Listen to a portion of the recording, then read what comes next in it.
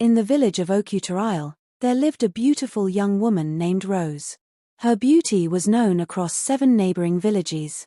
Her smile was like sunrise over the great river, her eyes brighter than fresh palm wine, and her skin glowed like she bathed in moonlight. Every young man who saw Rose wanted to marry her. But Rose had a weakness, pride. A pride so deep that even the elders shook their heads whenever she walked by.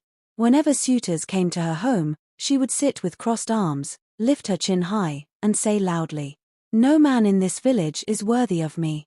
The first to seek her hand was Kaye, the gentle hunter.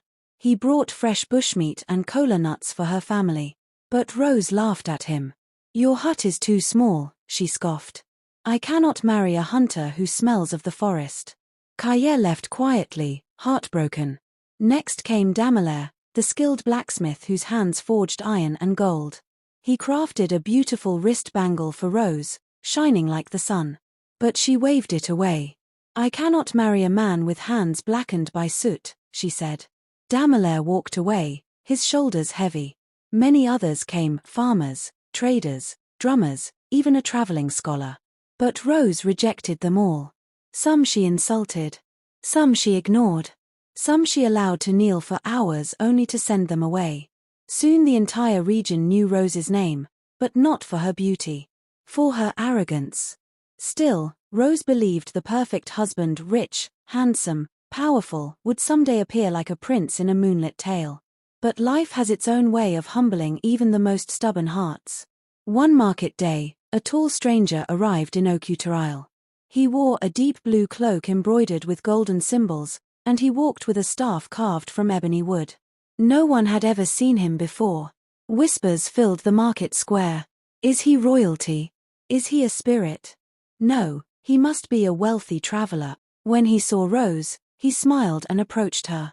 "I have traveled from far lands," he said, his voice smooth like flowing water. "And your beauty is a treasure spoken of even beyond the mountains." For the first time, Rose blushed. The stranger bowed. "My name is Okazi, and I seek your hand in marriage." A hush fell over the market. Rose lifted her chin. "Okazi," she said slowly, pretending to think, though her heart fluttered like a trapped bird. "What do you offer?" Okazi placed a shimmering pouch on the ground. When he opened it, golden dust rose like magic into the air. Gasps. The villagers trembled with awe. "Riches beyond imagination," he said. "And a life of comfort and power." Everyone watched Rose. Surely she would not reject this suitor. And she didn't. With a wide smile, she declared, "I accept." The villagers cheered. For once, Rose made a humble choice, or so they thought. But something was strange. Okazi insisted they marry that same evening, before the moon rose. No ceremony. No feast. No witnesses. Just Rose and him. Rose agreed quickly, driven by greed and excitement. The elders warned her. Her mother begged her. Even the village priest shook his head. But Rose paid no one any mind. She followed Okazi into the forest path leading to the hills. They walked deeper. And deeper. And deeper. The trees grew taller. The wind grew colder. The path disappeared. Rose began to tremble. "Okazi, where is your home?" He didn't answer. Suddenly, the golden dust from his pouch began to dim, then vanish completely. Okazi stopped walking. When he turned to Rose, his eyes glowed red like burning coals. His voice was no longer smooth. It was deep. And hollow.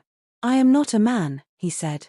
"I am Okazi the Wanderer, the spirit who collects the hearts of the proud." Rose's knees weakened.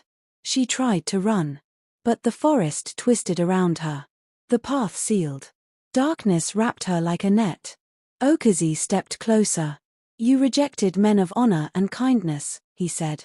"Now you will wander with me, forever searching, never finding." Rose cried out for help. For mercy. For anyone. But it was too late. The forest swallowed her voice. At dawn, villagers searched everywhere, but Rose was never seen again. Only her bangle, Damilare's bangle, lay at the entrance of the forest. The elders gathered the village and said, "Let this be a lesson. Beauty fades, pride destroys, and kindness is worth more than gold."